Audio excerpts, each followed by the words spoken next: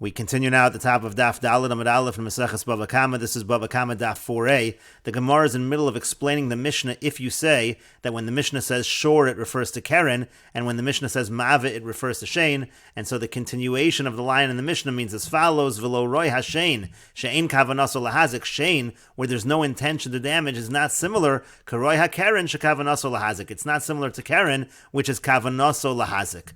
And Rashi explains V'lo roi hashein she'ein kavanaso. Again, Shein, where there's no intention, the animal has no intention to damage. It's not like Keren, where the animal does have intention to damage. The cause of Rachmana Shein, what the Mishnah means to say is, if the pasuk only wrote Shein, lo asi Keren mineh, you're not necessarily going to learn out Keren, because Keren is kavanaso lahazik. Now that's problematic, however. L'hachi parach. That's why in the next line the Gemara is about to ask v'lav kal v'chomer. On the contrary, it's a kal v'chomer. If Shein is chayiv, then Keren, which is kavanaso lahazik, is certainly chayiv. Kol shekein the mishum haytaima nafik Keren mishein. Certainly for that reason, Keren should be learned out of Shein. And Rashi continues and points out v'hu adinami dekaparach hatayma kama. The truth is, this question is really the same question on the first part of the line in the Mishnah, where it says lo roi hashor karei hamave. The cause of Keren have a nafka Shein minei bekal v'chomer. Again, the same thing, because Keren, the Gemara had said on the previous Amud that Keren is ein hana lahazeka, and Shein there is hana. And again, if you would have known by Keren that you're chayiv, so certainly by Shein you're chayiv, because there's hana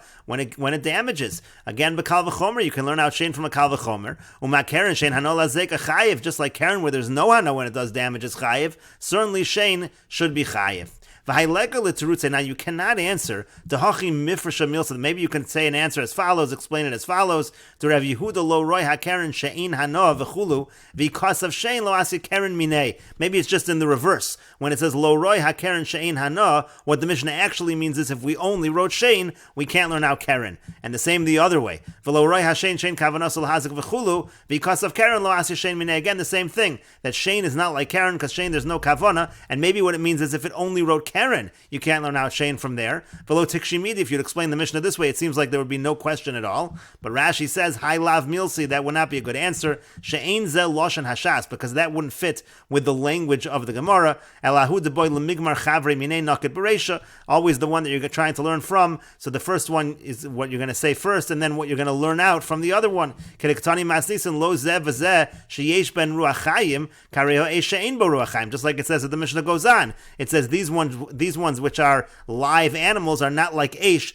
which is not alive, because of Hanitarti, and therefore going on the first ones that you just said, if you only wrote those two, Lo Asi Eish Mitarvai, we won't learn out Eish from the two of them. So you see from the structure of the Mishnah towards the end that that's always how the Lo Roy works. It means to say if you wrote the first one, we wouldn't necessarily learn out the second thing we mentioned. Alma Kol Hecha Dekatani Lo Roy Zeh Koroi Zeh. You see that anytime it says Lo Roy Zeh Koroi Zeh, Hahu Deboy Agmure Chavre Minei Nakaberesha. The one we're learning from is the one that goes first. Kerektani Masnisan, as the Mishnah says, Vachi Kamar Lo Roy Zeh Koroi Zeh, and then Akasa Bazeh Roy Linog Bazeh. Again, Lo Roy Zeh Koroi Zeh means that the din of the pasuk for this one is not necessarily true for that one. And so that's why the Gemara goes on and asks, V'lav Kal V'chomer. Again, it should be a Kal V'chomer. Uma Shein she'ein kavanas has a chayiv. If Shein, where there's no kavanah to damage, is chayiv, Keren shekavanas has a lo kol shekein. So Keren, where there is kavanah, where there is intention to damage, most certainly it can be chayiv. So still, how are we explaining the Mishnah? And the Gemara answers, Itzrich, no, it is necessary. Because I might have thought midi dehavia evid v'ama, that it's similar to what we find by a slave and by a female slave, meaning to say, by in a situation of Keren, where it's kavanas lahazik, maybe it should be potter, as we find by Eved and Amma. Eved v'yama lava fagav de kavanas lahazik. When it comes to Eved and Amma, even though they have kavanah to damage, afilu hachi petire, nevertheless, they're actually potter, they don't have to pay. Hachanami lo shna, here also, the same should be true, and that's what the Mishnah means to say, lo roi hashein she'ein kavanas lahazik. Maybe Shein is chayiv, but Keren, which is kavanas lahazik, maybe that's like Eved and Amma, and therefore maybe it should be potter. That's why the pasuk has to write it. And Rashi explains, Itzrich lemichtav Keren, it's necessary to write Keren, afilu hachi petur, and again, when it comes to Eved and Amma, they are potter. Kidamrinun beperak hachovel. This is something we're going to say later on in Perak hachovel, ha'eved v'ha'isha, when it comes to a slave, and when it comes to a woman, pigiyasan ra. So if you get into a situation with them in terms of damages, it's always going to be bad for the other party. Hachovel behen chayiv, because somebody who wounds them is actually chayiv. V'hein shechavlu b'acherim peturin. But if because they wound others, they're pater. So you see this example, even though they are kavanos and lahazik, they're still pater, and hachanami lo shna. So again, you would think the same thing is true over here.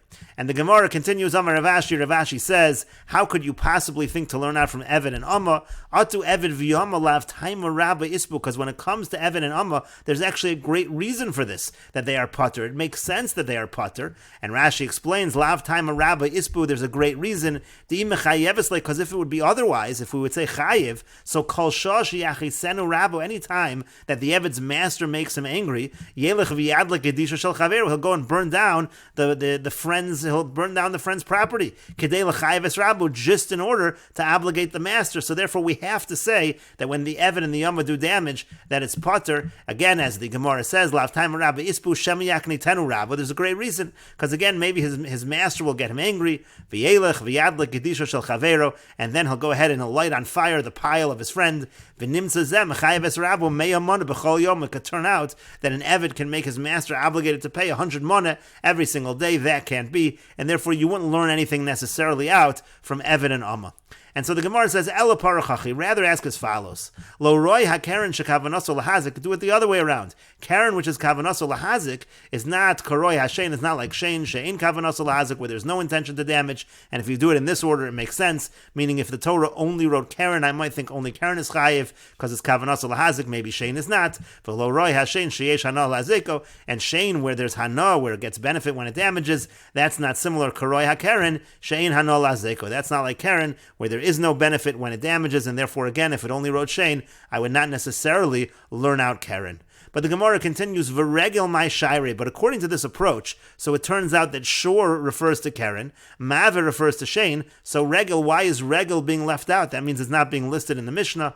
And so the Gemara answers, Keshehizik chav hamazik, when the Mishnah says that when damage is done, the person doing damage has to pay, leisuye regel, that line in the Mishnah comes to include regel.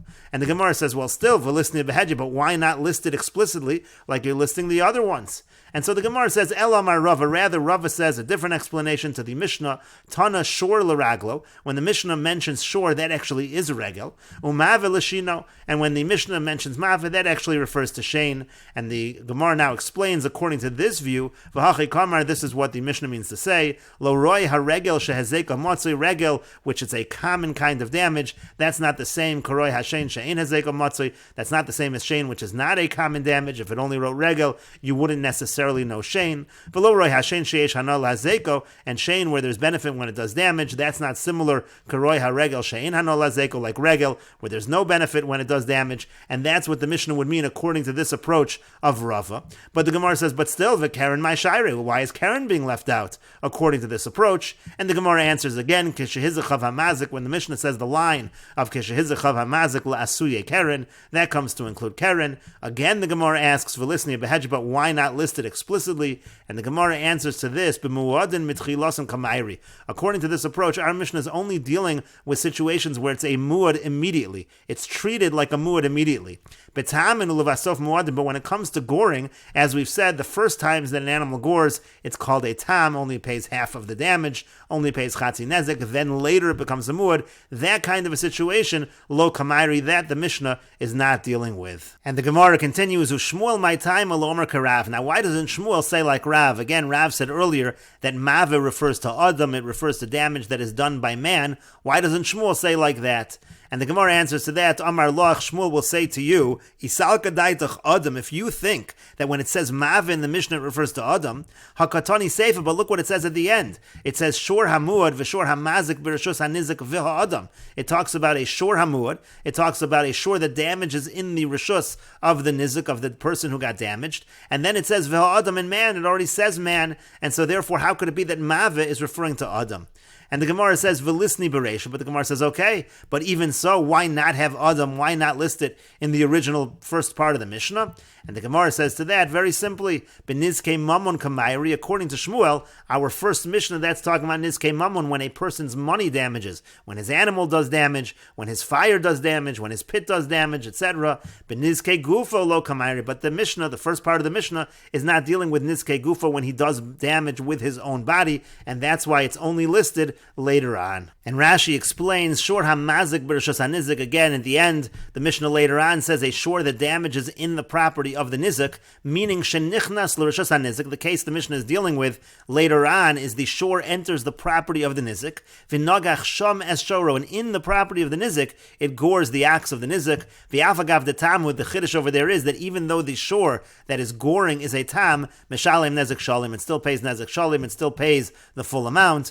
Ustomek Rabbi Tarfon, and that's the Mishnah follows Rabbi Tarfon. Diyomer lekamon, Rabbi Tarfon says later on, mishuna keren b'rishos hanizik, that if you have keren in the rishos of the nizik, that's different, and nezek shalim meshalem, it pays nezek shalim, and that's the case of that Mishnah. And the Gemara continues, v'rav nami, but Rav also, hakatani adam b'seifa, doesn't it say adam in the latter clause of the Mishnah later on, and therefore why would maveh be adam? Why is adam being listed in the beginning if it's already taken care of at the end? And the Gemara says to that, Amar lach Rav will say to you, Hahu lemechshevei bahadi muad and hudasa, that's just listing it among the other cases of muad, among those cases is adam, that's why it's relisting it over there according to Rav. And the Gemara continues, Umay lo harei. Now, according to Rav, how does he explain the lo hareis in the Mishnah again? The Mishnah said lo harei hashor karei hamave. How does Rav explain that if Mave is talking about Adam? And the Gemara explains hachi kamar. This is what it's saying according to Rav. Lo roi hashor shemeshalim es hakofer. Shor, which is something that pays kofer. Again, kofer is talking about a situation where the shor kills a person. So shor, which pays kofer, is not similar. Keroi ha'adam she'ein meshalim es hakofer. That's not similar to damage done by man. Adam does not pay kofer. V'lo roi ha'adam shechaya barba devarim. And Adam, which is chaya barba devarim, that's referring to the fact that when a person does damage, he not only pays nezek, but he pays tsar, ripoy, shevis, and boshes as well. He pays for the tsar, which is the pain, the ripoy, which is the healing, the shevis, which is the time that was lost that the person couldn't work, and the boshes is the humiliation. So Adam has those extra payments. That's not similar. Karoi hashor, it's not similar to shor. She'ein bo arba devarim. There is no concept of arba devarim.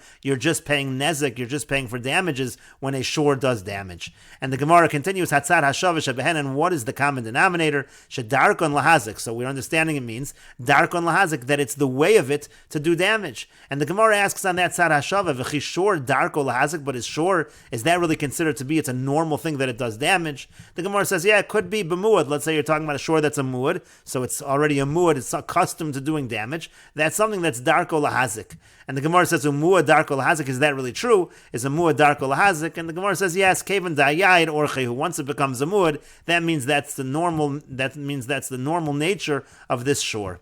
And the Gemara continues, well, Adam, what about by Adam? Darko lahazik, is Adam considered something that is darko lahazik? It's the way of man to do damage. And the Gemara says, B'yashin, we're talking about a man that's sleeping. It's normal for someone sleeping to do damage. The Gemara says, Yashin darko lahazik, he's sleeping. It's normal to do damage just because he's sleeping. And the Gemara says, Kevan dechayif upashit urchehu, since he moves around, he strains himself out, etc. So it is normal to do that kind of damage when you're sleeping. And the Gemara continues, Shmirasan alecha, and then the Mishnah said, part of the tzad hashav is Shmirasan alecha. It's your responsibility to watch over these items, not to do damage. Adam shmiras gufo alavu. So the Gemara asks on that, but the Adam, that's shmiras gufo, it's not Shmirasan alecha, it's his own body that he's watching over. But the Gemara says, V'lataimech, but according to your reasoning, according to what you're asking, Hadatani Karna, that which Karna taught, Arba Avos Nezikin. Karna, the way he taught the 4 Avos Nezikin, he says, Arba Avos Nezikin, V'adam Echad Mehen, and man is one of the Avos Nezikin. So again, you have the same question. Adam Shmiras Gufo Olavu. Adam again is Shmiras Gufo Olav. He's watching his own body.